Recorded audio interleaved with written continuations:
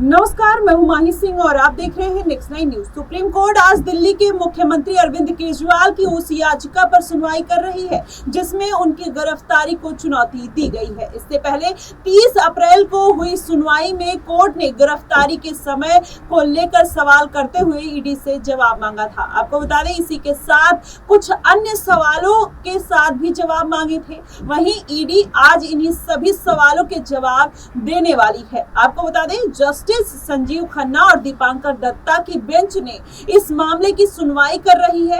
आपको अभी ताजा अपडेट दे रहे हैं। आपको बता दें, इससे पहले 30 अप्रैल को जस्टिस संजीव खन्ना और जस्टिस दीपांकर दत्ता की पीठ ने केजरीवाल की गिरफ्तारी को चुनौती देने वाली याचिका पर सुनवाई जारी रखते हुए ईडी की ओर से पेश अतिरिक्त सॉलिसिटर जनरल एसवी राजू से कई तीखे सवाल पूछे हैं। जी हां, आपको बता दें, आज इनका जवाब मांगा गया है। वहीं पीठ ने राजू से कहा कि जीवन और स्वतंत्रता बेहद अहम है, आप इससे इनकार नहीं कर सकते हैं। इससे मामले में जुड़ी पल पल की अपडेट हम आपके साथ शेयर कर रहे हैं। आप हमारे साथ बने रहिए। आपको बता दें, इससे पहले 30 अप्रैल को जस्टिस संजीव खन्ना और जस्टिस दीपांकर दत्ता की पीठ ने केजरीवाल की गिरफ्तारी को चुनौती देने वाली याचिका पर सुनवाई जारी रखते हुए ईडी की ओर से पेश अतिरिक्त सॉलिसिटर जनरल एसवी राजू से कई सवाल पूछे थे और इसका जवाब मांगा था, लेकिन तब वहां पर वो कहीं ना कहीं बचते हुए नजर आए थे और उन्होंने उस पर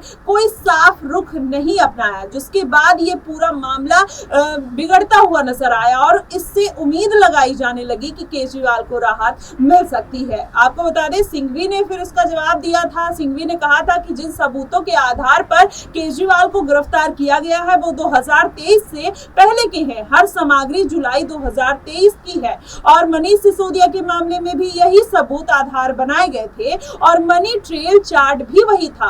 वहीं सिंघवी ने यह भी कहा कि सेक्शन 70 पीएमएलए किसी राजनीतिक दल द्वारा किए गए किसी भी काम या हर चीज के लिए उसे संयोजक या अध्यक्ष को जिम्मेदार नहीं ठहराया जा सकता। तो वहीं कोर्ट ने कहा कि आप गलत हैं, क्योंकि कोई भी व्यक्ति जो कंपनी का प्रभारी है, अगर कंपनी उससे अपराध करती है तो कंपनी के साथ साथ उसका मालिक है वो भी जिम्मेदार है। कंपनी की परिभाषा में एसोसिएशन शामिल होता है। वहीं सिंघवी ने कहा कि ईडी कहती है कि पूरी साजिश के पीछे केजरीवाल का दिमाग है, वह रिश्वत की मांग में शामिल है, लेकिन इसका कोई डायरेक्ट सबूत तो उनके पास नहीं है।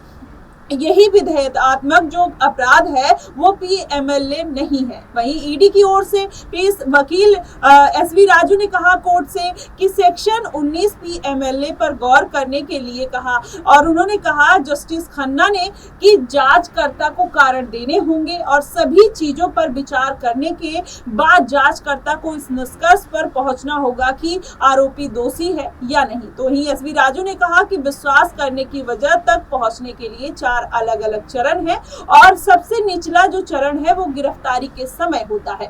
और जस्टिस दत्ता ने तब इस पर जवाब कहा, उन्होंने कहा पीएमएलए की तरफ के तहत अगर गिरफ्तारी निचली सीमा नहीं है, मुझे पता है, लेकिन इस पर जस्टिस दत्ता ने कहा तो फिर आपको इससे अलग तरीके रखने चाहिए थे गिरफ्तार करने से पहले। फिर वहीं जस्टिस खन्ना ने कहा कि कोर्ट इस बात की जांच किस तरीके से देखे, किस तरीके से जांच करे, हमें राय बनानी उचित नहीं लग रहा अभी। इस पर राजू ने कहा कि कोर्ट सामग्री देखे या फिर यह एक ऐसा मामला है जो राय बनाने के लिए सामग्री रिलेवेंट है, अगर कोई सबूत नहीं होते तो उनको गिरफ्तार नहीं किया जाता। वहीं आपको बता दें, राजू ने कहा कि कोई सबूत ऐसे थे जिसकी गिरफ्तारी से कोई लेना देना नहीं था। अदालत गिरफ्तारी को राजू ने कहा कि विश्वास करने की वजह तक पहुंचने के लिए 4 अलग अलग चरण है। सबसे जो निचला चरण है वो गिरफ्तारी के समय होता है। तो जस्टिस दत्ता ने फिर वही बात कही कि पीएमएलए के तहत गिरफ्तारी सबसे निचली सीमा नहीं है, आप मुझे मत बताइए। तो राजू ने कहा मुझे पता है। तो जब उन्होंने कहा जब आपको पता है तो आपने ऐसे काम क्यों किए। जस्टिस खन्ना ने यह भी कहा कि कोर्ट इस बात की जांच कैसे करे कि जांचकर्ता का अपराध के बारे में राय बनाना उचित है या नहीं। हम कंफ्यूज हो रहे, आप हमें कहीं ना कहीं क्लियरिटी वाला एक प्रूफ दीजिए जिससे हम क्लियर हो सके कि आपने जो सबूत पेश किया है उसमें अरविंद केजरीवाल दोषी हैं या नहीं। अगर सबूत नहीं है या कोई सबूत ऐसे थे जिनकी गिरफ्तारी से कोई लेना देना नहीं था तो अदालत गिरफ्तारी को अस्वीकार कर सकती है। न्यायालय का क्षेत्राधिकार बहुत सीमित होता है। अब ऐसे में माना जा रहा है कि अरविंद केजरीवाल के लिए ये बड़ी खुशखबरी हो सकती है। जिस तरीके से कोर्ट का सख्त रुख देखने को मिल रहा है, ऐसे में माना जा रहा है कि अरविंद केजरीवाल को बड़ी राहत मिलने की संभावना है। अब ऐसे में क्या उनको वाकई में बड़ी राहत मिलेगी या नहीं, ये अभी कुछ समय बाद पता चल जाएगा। फिलहाल आपकी इस पे क्या प्रतिक्रिया बनेगी, आप हमें कमेंट बॉक्स में जरूर बताइएगा। फिलहाल के लिए बस इतना ही। देश और दुनिया की तमाम खबरों के लिए हमारे साथ बने रहिए नेक्स्ट 9 न्यूज पर।